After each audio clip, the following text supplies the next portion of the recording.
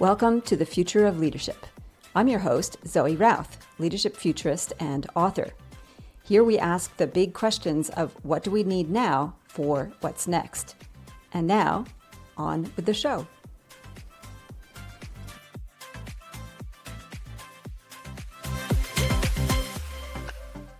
Hi there, it's Zoë. And my question for you this week is it time for you to step back, step aside, maybe step in?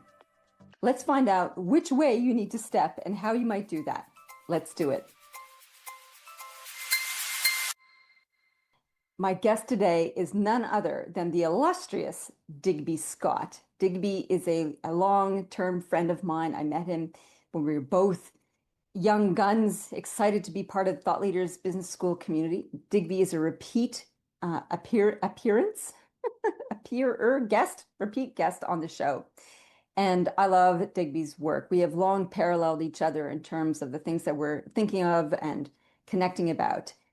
Digby is a fabulous thought leader. He's authored 2 books on leadership.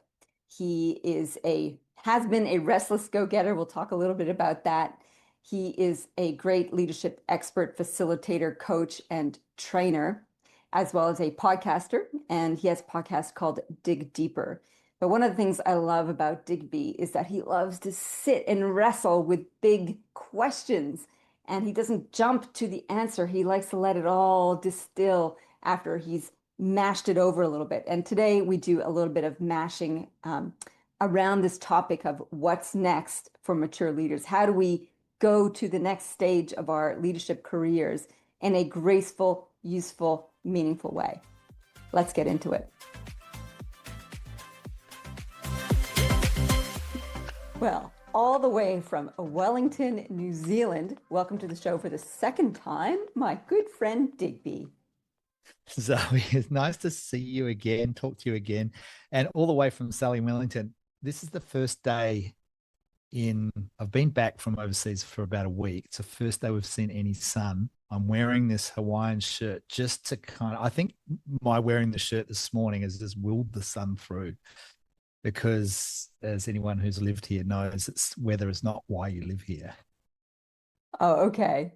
Well, weather is one of the reasons why you live in Newcastle. And it's lovely at the moment. Windy, but lovely. And well, if you're listening, too bad you won't have the visual distractions. If you're watching, you've got Digby's Hawaiian shirt and my ginormous blue microphone muffler, which I bought because it's supposed to provide studio quality sound, but appears on the video as a giant blue ball. So if I come up with a solution of why it isn't so distracting, then that would be terrific. But in the meantime, here we are. Let's do this thing. I am so excited to have this conversation with you. It's going to be quite conversational, as we've talked about. And it's this whole idea of being older adults now. I think I can finally say that. Grown up. We're grown-ups. Pretty grown up. And I've been thinking a lot about these transitions. I've been blogging about it around this chrysalis idea, this idea of transformation, especially in later stages of life, where you're going through all this potential change. It's not change yet, but potential change.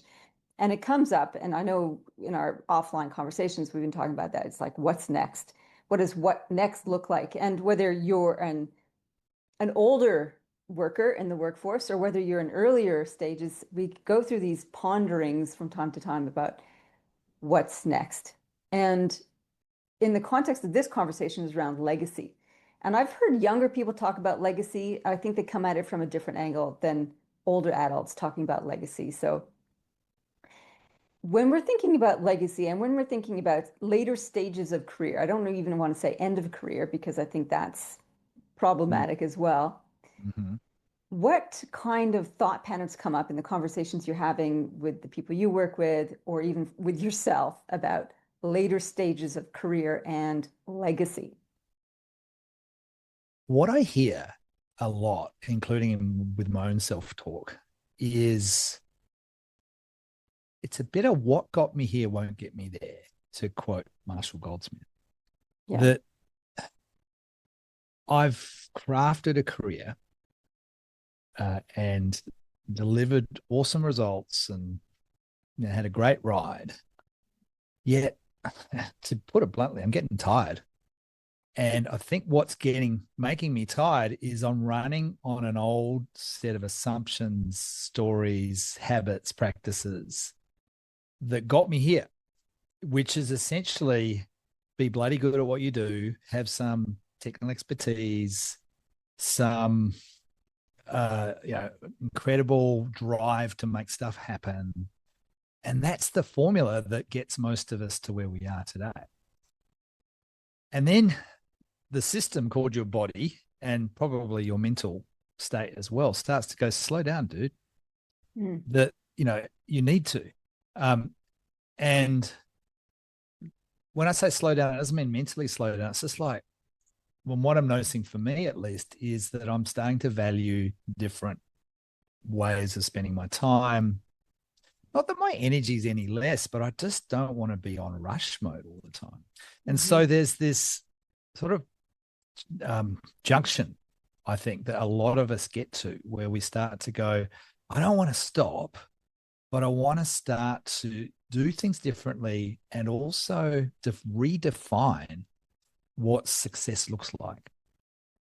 And we can dig into that. I think there's a hang on. I've been such a hero in my work. I've been so much leading from the front, making stuff happen. Do I need to do it anymore? How do I get the same sense of satisfaction that perhaps I have had, but maybe do it in a different way? And I reckon that's what's happening for lots. That question is there.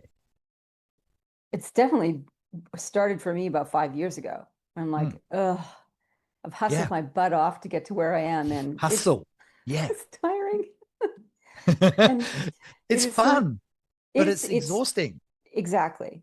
And there's the rush of accomplishment and achievement, all that adrenaline stuff, and it's fascinating. And I wanted to share an anecdote from this morning at my gym, waiting to go into the exercise class, and these two people were having a conversation, and she asked him, so it was a young woman, I would guess she's in her 30s. I'm not very good at guessing age, but she was at least 20 years younger than me by probably 2 decades. Talking to a colleague, she's like, "What have you decided to do differently?" And he said, "Attack." And she's like, "Yeah, I get that. I just started my business and it's attack, attack, attack. My mind's going all the crazy things at night, and I have to make all this list of all the things to do." I'm like, "Oh my God." That's definitely not on my list of intentions for this year. But it's I get interesting. it. Like, she's starting a business. She's in her 30s. It's like this huge adventure that she's about to embark on. And that's the energy, that go, go, go energy. And yeah, you ride that while you can and want to. And should, actually. I think there's something about, I remember starting my own practice back in my 30s, and that's the energy I had. Yeah, we wrote a book called Change Makers, which is all about the restless go-getter in the world. Go and make some stuff happen. Yeah. I was in my 40s when I wrote that. No, it wasn't. Yeah, something like that. Let's just say it was. And it was 4 people coming kind of behind me a bit. It's like, go and make a mark in the world. It's interesting. This year, 2026, is in Chinese astrology, is the year of the fire horse, and it combines, the energy of the horse with fire, which is like it's essentially about go and make bold things happen. So for someone in their 30s, like that person at the gym, yeah, man, this is your year. And I think I noticed when I read that, I was reading about the year of the fire horse. Okay, so I'm in my 50s. What does that mean to me? And I still reckon it's the year of bold action. Yet I think the action is less about frantic adrenaline attack energy, as you picked up on. And it's more about actually the opposite. It's about the boldness to step back and allow others to step in. And that's bold. I think for a lot of us who have the script of, if it's to be, it's up to me. If it's going to happen, that it's best that I do it because I can lead from the front. And of course, the risk is, well, what would happen if you weren't around? And if you're creating a culture of dependency, that's quite risky because eventually one day you won't be around. So what are you doing now that might be some sort of different bold action that means that you are letting someone else do the doing, and you can create the conditions for that doing to be awesome. And so many leaders don't want to do that, actually. And it's really interesting to see that. And I talked about this in my latest book, Power Games, as well. When the leader hangs on to power because they don't want to let go of the identity of being in charge, that all the Yes. privileges that come with authority, Yes. and they become stale and stagnant, and they stymie everybody else around them. And it's problematic for the organization. Yeah. But what's the alternative? And I think this is at the nexus of some of the conversations I'm having with leaders. It's like, how do I let go of that importance and that privilege and find something meaningful after that? If I'm going to be stepping aside and letting others step in, that is the step aside. It's like I am no longer relevant, which I think is the connotation there. And I think it's challenging for people, whether you decide to step aside and mentor other people or retire or stop working. The relevancy, I think, Yeah. the ability to contribute is the juicy part that we struggle to let go of or to redefine. And it comes to your point now, how do we define success? And I think I've always had worked with leaders and said, how are you defining success? Let's explore that, because everything else will revolve around that. All your actions and your alignment and your resonance will align around that. How ought it to change? Is there an ought to change around this success? Tell me what you're thinking about this defining Yeah, that's a success piece. great question. I think naturally, as we grow as humans, there's a different set of definitions of success that come through, and it's or wanting to come through, perhaps. And I think, you look at someone who's in their 70s, they'll likely define success differently than when they're in their 30s. I think it's how deliberate are you being about that, and how present are you to that question coming up. And I reckon there's a couple of things we can be paying attention to, both for us as leaders, individuals, but also if we are in charge or shaping a culture for other leaders to grow in this space as well. I reckon there's one is an inner focus, and the other one is external conditions. Let me explain what I mean by that. So the inner focus is that core question is, well, where does my sense of meaning and purpose come from? Like, what gives me a sense of satisfaction, a sense of contentment, a sense of I've done good work here. Only you can answer that. There's no one else who can tell you what that is. It's not going to be on your job description. It's not going to be what your boss says. It's going to be what you feel. And to notice, say a practical exercise there is, I think, look back over the last 12 months. What did that tell you about what was meaningful and important and purposeful for you? The activities that lit you up, the things that you spent time on, where did you gravitate towards? Did you start to have more development conversations with your people than perhaps you did 5 years ago? Are you starting to think a little bit more about the system that you're leading rather than the tasks that you've got to complete? Where did Whoa, your energy go? stop on that piece, thinking about the system that you're leading as opposed to the task.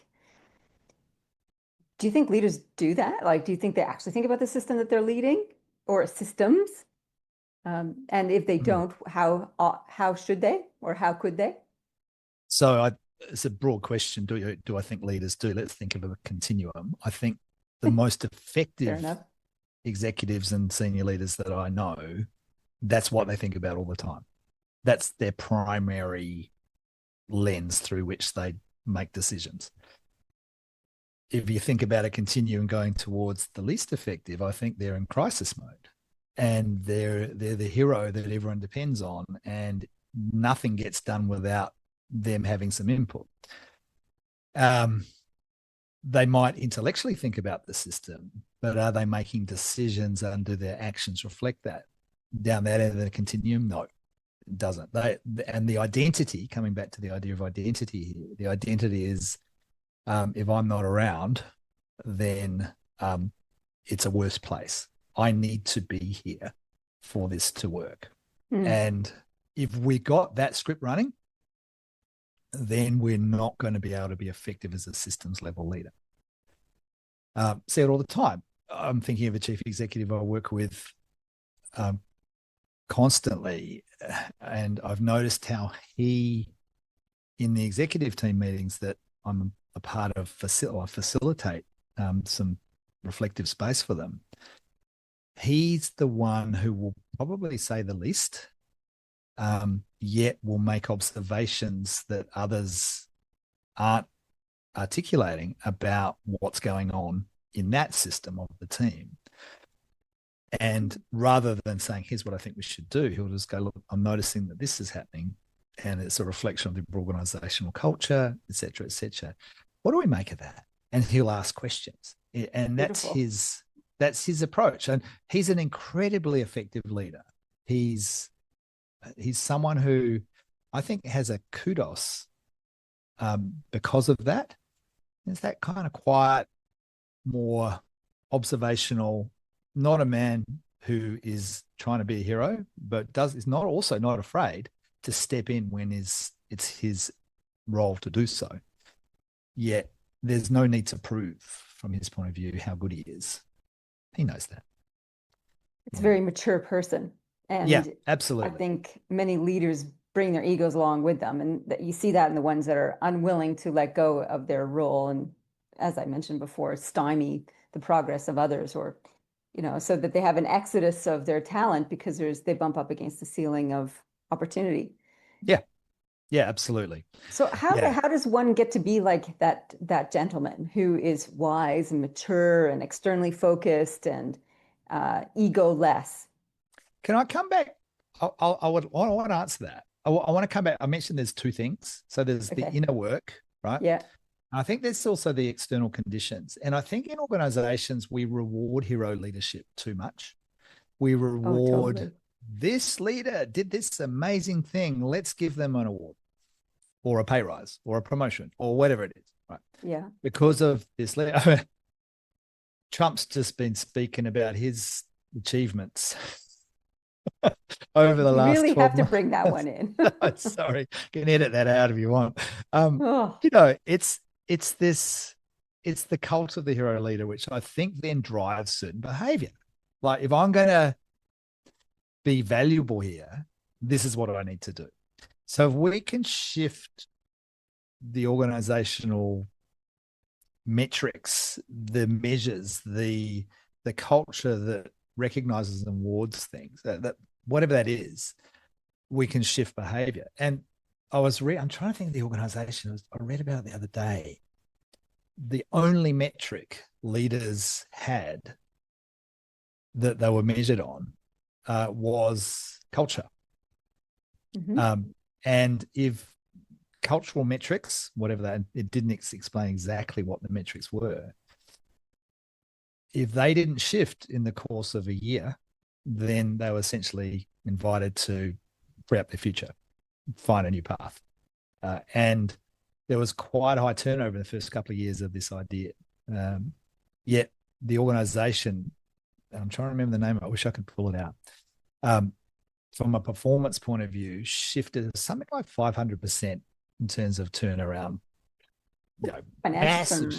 Massive shift in, I think it was profit, market share, a whole bunch of different shifts with that one single metric, which has nothing to do with individual performance from a look at me, what I did. It's like, how did I shape and create the conditions for exceptional performance, innovation to emerge? So I think those external conditions matter a lot. So it actually does come, your other question is, how does one develop that maturity? I mean, both of those things have to happen at play, right? So reflective practice, you and I both know the importance of, know thyself. The work of leadership as reflective practice, to be able to understand what is your own sense of purpose? What does success mean to you? What are the things that trigger you into perhaps less ideal behavior? I call it smaller me behavior, the smaller version of you rather than the bigger version of you.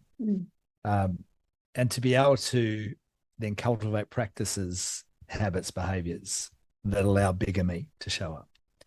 So I reckon that's the core of how one becomes that. External conditions, I think incredible mentors and role models are a huge part of this.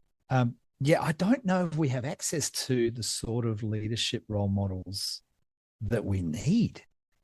If we want They're to few shift and from, far between, like the yeah, examples are rare. yeah. And then when we find them, we turn them into a hero, like rather than a host, which is, yeah, it's funny, isn't it? It's like we need host role models rather than hero role models. Host being someone who creates the conditions for others to thrive, etc. Yet It's when a, we it's a bit find of a them, we turn them paradox, into a though, isn't hero. it? It is. It's a paradox because we're looking for role models who are focused on designing the conditions for others to succeed because you want to know what I can do in order to Yeah. do that thing. So that's like we need individual role models, which is kind of leaning towards the hero model concept in a non-hero kind of way. So there's a little bit of a catch-22 in that as well. We need Yeah. examples, but we don't need to deify them. Um, Yeah. Agree. which, Agree. mm, I'm thinking of, and I don't know this story closely enough, but the former CEO of Air New Zealand, Rob Fife, bit of a cult leader in the public eye. Not sure what it was like to work for. Secondhand news says he was great. But I remember a story of him cleaning toilets on planes, right? And there's something about making part of the role not the glorified leader role, but the someone who is able to be able to step out of that and work in the most humblest of ways to show up without having to be the leader, to be the mm, one who can be the contributor, the one who can be the observer. I think, it's kind of like a stoic practice, really, is this idea of strip away all the pretense and get back to what really matters here. Give yourself opportunities to get exposure to the simpler, the essence of what your organization's work's all about. I reckon that can help a lot, mhm. as opposed to staying in your ivory tower. Mm. Ivory tower. Hmm. So I think there's a gear change that needs to happen. So we were talking about the attack mode versus the hang on a minute, I don't want to do that kind of energy anymore. And we've alluded to, but haven't really dug into this yet. How do we redefine success for ourselves? And you've been talking a little bit about how do I create the conditions? How do I nurture the system that allows success for others? So this idea of shifting gears around how we define success, how does that relate to this concept of legacy? Are they integral? Are they same track, parallel track? Can they be divorced? What do you think? Yeah. I put a poll out on LinkedIn a few months ago. If you go to my LinkedIn profile, it'll be there in the featured section, asking, what do we call this thing? Do we call it legacy leadership? Do we Mm, call it leading lasting impact?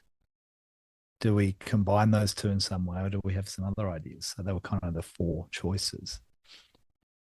And the poll itself, the multi-choice poll, I think it's about 65% of people said leading lasting impact resonates the most. Cool. mm, All right. This is a predominantly Australian New Zealand audience, by the way, rather than a US mhm, focused thing. And I think we can come back to that because I think there's some nuance. It was interesting, though. I think all the comments that came out, there's a lot of comments around the poll. And a lot of them were saying, well, legacy has, when we think about that, has sort of connotations around ego. mhm, And so I'm not a big fan of the word legacy. It feels to me like it can make it about me and my name on the building or the person that will be remembered in 20 years' time and all that sort of stuff. I think something like leading lasting impact as an idea, as a concept, I think is more about, well, what are you actually here to do that mm, will carry on without you?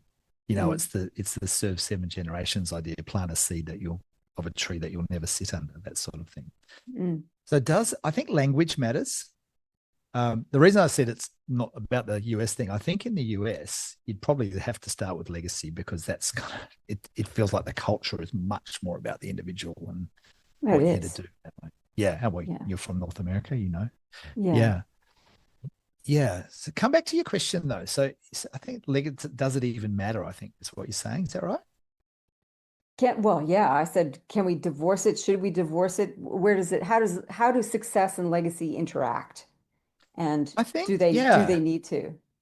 Well, I think there's a couple of answers to that. One is that for the individual, for me or you or whoever's listening, I think we all have a sense that we want to know that what we did mattered in some way.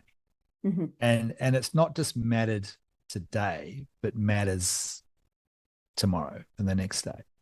And whether we admit it or not, I think it's part of human makeup that, I was here, I made a difference. I think there's something about that feels important. And you could say that's ego. I think that's healthy ego. Unhealthy ego is when you're the one that has to be around to ensure that difference is made. I think there's a Mm. real subtle shift there. I think why it matters at an organizational level is essentially resilience. That if we're creating a culture of hero leaders, then the organization is more fragile because it's dependent on single points of failure. If Hmm. this leader's not there, things don't happen. If we create organizational cultures and systems that are leaderful, to coin a phrase, then you've got many, many more nodes in that system that can absorb shocks, etc. It's the anti-fragile idea. Yeah. That if we can create a culture that's not dependent on any one particular leader, whether that's your team. I think a really good sign is if your CEO leaves, how many people could step into that role?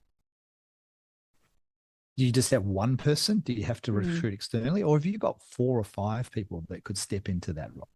Mm. And I think that's why it matters at an organizational level. It's essentially about anti-fragility, resilience, the ability to, and actually I think beyond resilience, to be able to continue to grow and adapt, not just to withstand shocks and stay the same, but actually to continue to evolve without any one particular leader. Does that make sense? It does. And I'm also struck by the paradox of all this as well, meaning that if we are a leader who's growing nodes of leaders, a leaderful organization, Mm. that's my mission and that's my imperative and that's my lasting legacy or lasting impact. Fabulous. And then I step aside, step away. How do I matter anymore? And Yeah. I think Mm. this is the juice of what a lot of Mm-hmm. leaders are angsting over. If I stop doing this thing, whether it's the direct authority piece or whether it's the nurturing the system and the leaderful organization, when I stop doing that, then what? Yeah. Then It's the what? How classic. do I matter then? Yeah. And it's the classic question that so many people that get to retirement age, yeah, and they go off and they get the caravan or they go and play golf or whatever, there can often be a really hollow vacuum for so Yeah. many people. And you'll fill it with all sorts of other activities eventually. I think what helps me, not that I'm there yet, I think what helps me is this sense of not trying to matter too much. Um, that I was talking to Dr. David Murdoch. I had him on my podcast recently. He was the former vice chancellor of the University of Otago, and is an eminent scientist here in New Zealand. And he was saying, don't try and create legacy. You don't have any control over that. Yeah. And that links to this idea of not trying to matter too much, but do good work, and do good work that builds a system that's resilient and can evolve. And I think if you make the system the things that matter, the thing that matters, the culture, the thing that matters, the organization, and not you. If you can hold yourself lightly, so it's this idea of memento mori. Remember you will die, Hmm. and that I remember hearing ages ago that people might remember you in one generation or two generations, your grandparents say, and your grandkids will remember you. And then the great grandkids may remember you if you're still around, or they may hear stories about you. But within about 200 years, no one's really going to know. Mm. And does it really matter? You know, it's like there's something quite philosophical about that, but it also helps me stay light, Yeah. rather than this has to matter. Everyone has to buy my book. Yeah. Let go of that, dude. That's exhausting. Yeah.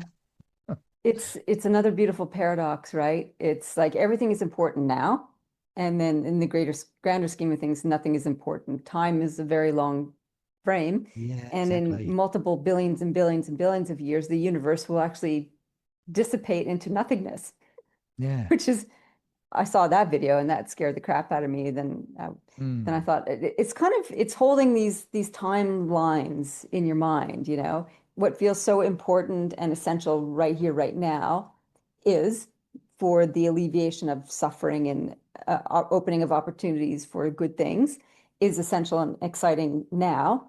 And yet, as you said, 200 years from now, 1,000 years from now, 5,000, Mm. the earth will boil dry in 2 billion years. Yeah. It's going to go. It's gone. It's got a fine, its entropy is guaranteeing its demise. So, which is incredibly sad, but also gives you permission to say, does it matter? Don't matter so Yeah. much. Matter and Yeah. don't matter. Yeah, exactly. The other bit that came up as you were talking was, I think, uh, for some listeners, it might help to think about actually, it's my responsibility to contribute differently now. It's my responsibility to help others to grow other leaders, to get Mm. out of the way, to give them the opportunity to strengthen their decision making muscles, Mm. to learn how to motivate and inspire others. It's my responsibility to give them that opportunity. And there's something about that I think if people are driven by a sense of responsibility rather than, say, mattering, that might be a useful frame for some people. Um, and I've been thinking about that a bit with my small team. Yeah, it's like, yeah, actually, I think I've got a responsibility to help them grow and in ways that perhaps I aren't leaning into at the moment. Mm.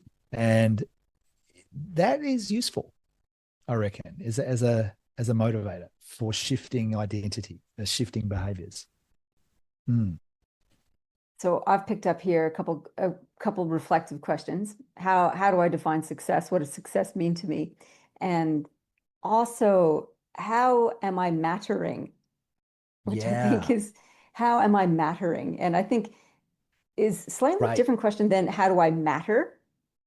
You Yeah. know, um, What's the and difference in your mind in those between those two things?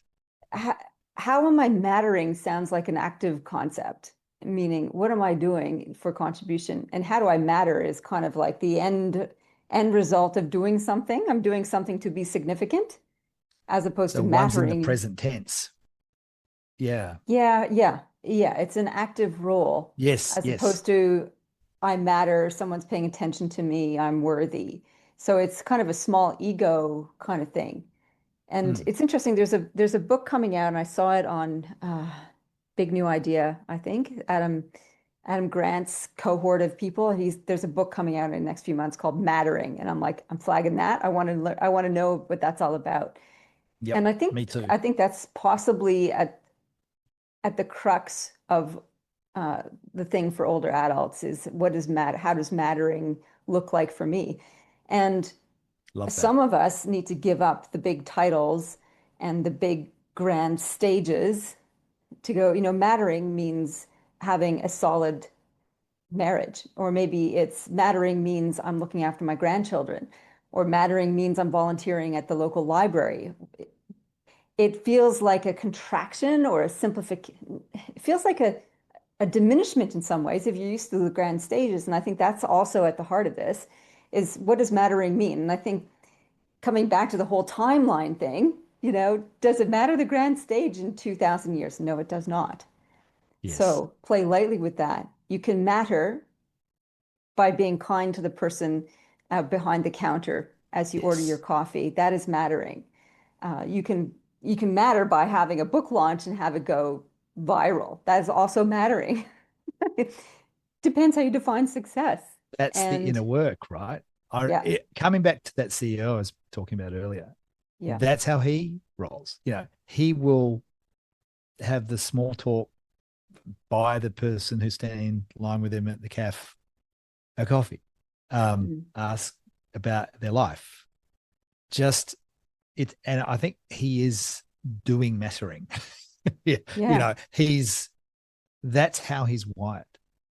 Uh, and it's almost like the big achievements are the byproduct. Mhm. The because of the daily habits of choosing to do mattering, to be a good human, to Mm. focus on the things that actually matter. Hmm. When I think And about the work that I did with Cindy Wigglesworth and her whole SQ 21 Skills of Spiritual Intelligence, and the leadership maturity frameworks that I know we're both familiar with, the later stages are qualified with this idea of being a calm and healing presence, which sounds like your gentleman CEO is a calm and healing presence of showing up and being a good human and doing mattering work where you're offering kindness and recognition and abilities to others. That is a different kind of it's a different kind of presence than someone who's chasing authority and someone who's chasing the stages and the accolades. yeah, I often talk about it's less about ego and it's more about eco. That Oh, there's say the that ego. again. So it's less about ego and more about eco. So what Eco. I mean by that is ego is it's about me. Eco is it's about the ecosystem. Now the ecosystem might be a small one. Relationship between me and you is an ecosystem. Let me Yeah. pay attention to that. The ecosystem might be the organization I'm leading, this ecosystem of people. Uh, how am I paying attention to the health of that? And I think if we shift from ego to eco, we can find our place. Yeah, it's a place of service to something else. It's a time worn tradition. Find something that's bigger than you and serve that. And there's something about when we make that shift, then we can do the mattering behaviors. I love how you come up with that. How am I mattering? I think that's the core of serving an ecosystem. And I Mm. think there's something as you were talking about, I was feeling into the options between ego and eco. And the ego feels very grasping, Yeah, fleeting, and yeah, and more, right? yeah, Yeah, yeah, what's next for me? What's my next achievement? What am I yeah. going to attack this year? You know? And then the eco thing sounds like a deeper source of energy, like a more Yeah, nurturing, sustaining one. Uh, replenishing. You think about what yeah, we're talking right at the top of the conversation that, this is bloody exhausting. This chasing achievement yeah. and the next thing. And, oh, my sales targets have gone up by 20%. Okay, sure, let's go. Bigger, better, harder, faster. And there's a point where we just do that breathe out. And it's like, nah, bugger that. There's Mm, got to be a different way. And I think the different way comes back to, well, how can I do mattering? How can I focus on what matters in a different way and be in service in a different way? I'm finding the word that I'm using for how I define success at the moment is contentment as opposed to achievement. hmm. And yeah, I think 10 years ago I wouldn't have used that word. Um, Yet now in my 50s, I'm more like, now what? How do I create a sense of contentment while doing stuff that matters? Well, you know why? Because contentment sounds like you're sitting around on your ass doing nothing and it sounds lazy. Yeah. Which is interesting, hey, because we don't reward that. No, we And I don't. no, because I think of it differently. I think of contentment as a result of doing stuff. It's like oh yeah, I feel content in having done that, you know. Yeah. Yeah, And you've got miles behind you and accolades behind you. And it's yeah, enough. It's, you've been there, you've done the things, you got the trophies, and it's like, that's and enough. it's enough. Yeah. Yeah, that's enough. And yeah, things are never going to be done and finished and perfect, and there's always going to be room for improvement. How do I contribute to that without having to be the one who does it all? And I Mm. reckon that's a good question to be sitting with. I think an extrapolation of this, what is success and what is mattering, is what is the energetic experience I want to have in my world. And Mm, for you, that was contentment. I want to feel contentment. yeah, And I think that inner ambition is supremely important. yeah, Because at the end of the year, you think about what you did, but it's like, how did you feel doing the things? yeah. And you could have do the same things and feel joyful in one way and then feel miserable the other way. And Practice. Yeah, agree. Sorry, carry on. so to help people who are thinking about what's next and thinking about this transition into stepping aside, stepping out, stepping forward, whatever the stepping is, something into something different, getting in tune with what's the emotional resonance or frequency Yeah, you want in your world, I think is a really important one. I Especially love it. later stages, we probably have more resources than we had 20 years ago than when we were in our 20s. So we have more choices to us. And we don't have to keep repeating the same emotional resonance that we had before. And Hmm. I I don't really think like that. I don't think many of us think about that. Like, how do I actually want to feel about my life? Yeah, What do I want to do is more about the questions we asked as opposed to how do I want to feel? yeah, and I'm sure it was Jung who was talking about the first half of life is all about acquisition of talents of stuff or whatever, adding, and the second half of life is about removing. And I also reckon it's a shift from doing to being. Yeah. It's the doingness that will give me the stuff, the accolades, the sense of achievement, whatever. And then the being will help me choose to remove stuff that's not helping me be the way I want to be. And the Mm, being is, I equate being with the emotional experience. mm, Yeah. And so I think it's a really powerful question, Zoe. This one of what's the energetic experience I want to have? How do I want to feel? mm, mm. Becomes more primary than what I want to achieve. Yeah. Yeah. For me, you have contentment, I have freedom. Mm, Freedom is yeah. like the freedom to do whatever I want, um, to run my Sounds like days you're the way that I there. want. I am there.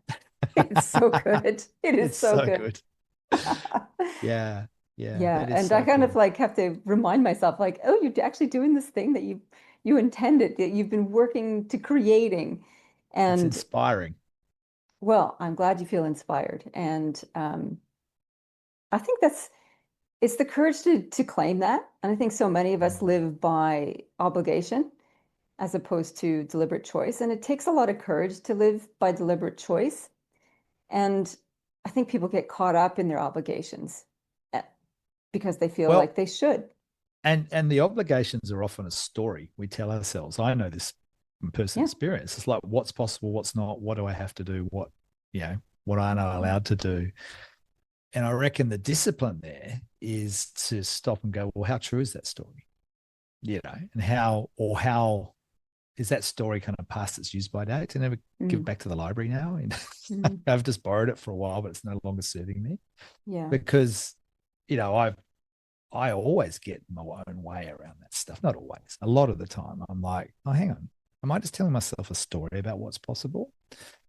And it's like, hang on, what if I just examined how true that story is? I remember years ago, a simple example of that was I used to be a chartered accountant. Believe it or not, I was an auditor. And I used to pay, look at your face right now. It's like, Oh what? gosh. Yeah. I was pretty good at it. But You pay your fees to the institute every year, and back in the day, it was about, this is a long time ago, it was about $900 a year or something. And I remember holding on to that long after I stopped being an auditor. I think I was working recruitment, and then I went into this leadership development stuff that I do now still. But I kept paying my fees because I thought, oh, if I can say I'm a chartered accountant, it gives me lots of credibility. So I just didn't even examine the story about, oh, I need to say I'm a chartered accountant because that's more credible, right? So pay your fees, and they kept going up every year. And then one day I thought, there's one word that will just save me a lot of money, and that word is former. So now I say, I'm a former chartered accountant, which still probably gives me some credibility. Because it's like, well, you're smart enough. Okay, you could do all that stuff. Cool, you must be smart. But now I save myself all that money because I don't have to pay the fees because I'm a former chartered accountant. Yeah. And I think it's a good example of, simple things that run our lives and what's possible and what's not. And how much money we have in our bank account based on stories we tell ourselves. That's fabulous. So, Digby, I would love to wrap up our conversation with some other great reflective questions that we can offer the people listening. And so far, we've had, how do I define success? How am I mattering? What's the emotional resonance that I want to experience next in my life? What are some other ones that you've got that you love to noodle on, Yeah. or you would encourage people to Okay. So chew on? a couple that come to mind is, if you were to leave tomorrow, what strategic initiatives wouldn't happen or they would derail? Right? So if you're the CEO or whatever you are, what would stop or falter? And that points to, or maybe where are you two involved? So that's a potentially challenging question. That's an ego Another, versus eco question. I love yes, it. That's great. yeah. Yeah. Another one is thinking about the past week that you've just had, or if you listen to this at the start of the week, what opportunities to grow people did I have this week, or do I have this coming week, that I could choose to give them, those people? What are the opportunities right here? I could do the work, but what would be the opportunities for me to help others grow? It might be around giving them decision-making authority for something, or it might be a piece of work that they need to nut through themselves, or whatever it might be, or to a piece that they can own. Yeah. They're two questions that I think just can invite you to shift where you're putting your focus and what you're choosing to do each day. Yeah. So there's a couple more just to sit with. That's beautiful. I love it. I think this will be a nice reflective conversation for the folks listening. I know it's reflective and exciting for me too, just to explore the different ideas around this and how to navigate our way through this murkiness of life and career transition. And actually, I feel uplifted by the opportunities, this Oh, idea. cool. Yeah. Yeah, this idea of mattering and impact and growing others and the deeper resonance that that holds than the ego ones. So ego Yeah. versus eco, I think is beautiful. That's lovely. Yeah. Yeah. I think so. It's a cool way of thinking about it. I just want to interrupt the show because Digby and I answered the fast three questions after we hit end record. Then we started talking about the three questions and went, "Oh my God, let's record these." So we did the recording in the second phase. So this is being slotted in the middle of our conversation after the effect due to the wondrous capabilities of technology. Enjoy.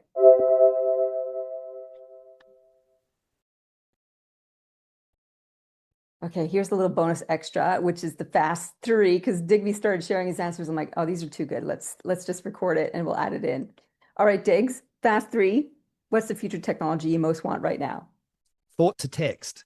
So I'm out mountain biking or snowboarding and windsurfing, and I have a thought, because that's what happens, right? You're thinking, I don't want to stop. I don't get my phone out. I just want to capture it somewhere while I'm banging down a hill or going down a wave or something, right? That would be awesome. So remove the delay, because half the time you forget. Why forget? So that's one. Okay. Number 2, best tip you ever got for leadership. Make yourself redundant. I Yep. think that the whole conversation we just had kind of sums that up. Yep, for sure. Okay, number 3, what are you reading or listening to right now? I've just finished reading the Four Agreements, rereading. Haven't read it for ages. Can't remember the author's name off the top of my head. So that's what I just finished. Coelho? Paul No, Coelho? no, no. I actually just read The Alchemist for about the 10th Oh, time. okay, that's what I'm thinking of. Yeah, okay. Yeah. Paulo Coelho. No, the Four Agreements, similar energy, actually. It's Yeah. actually just about how to live well. And I'm listening to, at the moment, Good Life Project. It's one of my favorite podcasts, a guy called Jonathan Fields.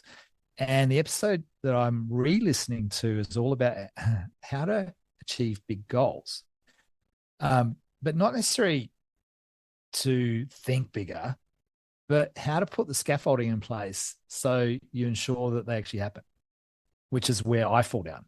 So he's got I think it's a 7-step process or something, which I'm working through with a big goal, planning to spend a lot more time in Western Australia over the coming months and years. And that's a big goal for me. So I'm using that goal and the scaffolding that he offers to help me ensure that I actually do make it happen, because just having a big goal and the willpower isn't enough. I need the structure as well. So that's pretty cool. Yeah. Awesome. Those are great. I love it. So your brain-computer interface will do the thought to text for us, and that's actually technology that's been in the works and has got um, human test dummies happening with it already. Oh, wow. Okay. I should go and be one of them. Do I have to have a chip implant? Yeah, they do. They inject this little Oh, webby thing at the back of your head, goes into your skull, and it reads your thought impulses. And they've put it in a couple of quadriplegics who can then, because they're paralyzed, they don't have any other way of movement. They can then think and do commands. So they can open computer programs, they can turn off lights that are all wired and stuff like that. okay. It's kind of scary though, isn't it? Because Yeah. what if I'm thinking things I don't want other people to know about? Well, there's the whole ethical side of things like Yeah, that. So that that's was just right. thought commands as opposed to recording your thoughts. So it's got a Yeah, long way to go before you're yeah. transmitting thoughts like that. Yeah. But the basic infrastructure is there. And I still want I put it it. in my novels. One of my characters gets a Yeah. actually a couple of them get brain Oh. computer interfaces, and it comes with its complexities. The best science fiction is grounded in some sort of truth, right? Some sort of Absolutely. actuality. Yeah, that's great. All right. Well, that was the fast 3 with bonus extra. Thanks so much, Diggs. Digby, where can people find out more about you and your fabulous work that you do?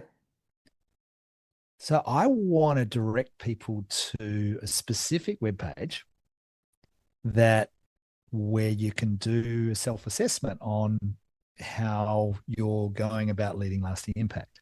It's all free. You just go to digbyscott.com/leading lasting impact. And you could Leading, probably just leading lasting. lasting impact. Okay, we'll put that in Uh, the show notes, but yeah, leading lasting impact with hyphens. that's the one. I reckon I Okay. probably need to remove the hyphens, eh? Yeah, so that would be where I'd encourage people to go. This is conversation with Zoe and I has got any resonance for you, and you want to know, well, where am I at along this journey? And it gives you get a little report and gives you some pointers for based on the stage you're at, what you can be doing differently, and some questions to reflect on, like the ones that we've just shared. So I'd go there. You can also find me on LinkedIn, Digby Scott. I'm there a lot. Hmm. And that's probably the best way to reach out to me as well. And you have a Connect with me. podcast. And I have a podcast. Thanks for the nudge. Dig deeper. Zoe, I reckon you got to be a guest. It's got to come back the other way now. So I'm I in will an come and hot be a seat. guest. Uh, No problem. yeah. Dig deeper. uh, Conversations with Depth that'll change the way you lead. That's published every week, so you can check that out on the usual platforms as well.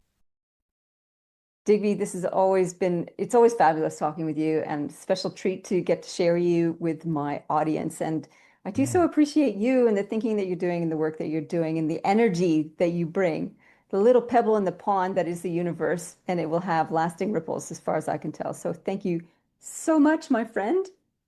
That's such a beautiful way to finish. And I just want to thank you. Listeners won't know, but we had a conversation offline a few days ago where I basically got a free coaching session from you on some stuff I was like really grappling with. I was a bit of a hot mess.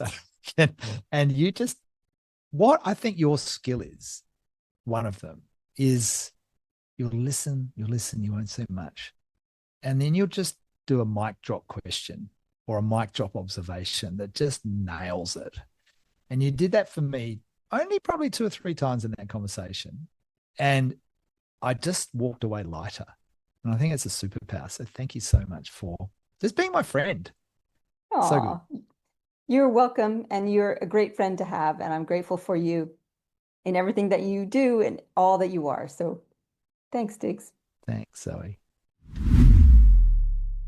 I hope you enjoy that conversation with Digby. I just love talking with him. I always feel uplifted and enlightened and expanded after a conversation with Digby. If you've got comments or questions or ideas for us, we'd love to hear from you. Just email me, zoe@zoerouth.com. Dropped a comment on Facebook or LinkedIn. We're both hang out in those spaces. It'd be great to hear from you and to hear your opinion and ideas and experience of stepping in, stepping aside, stepping forward, whichever way you're stepping.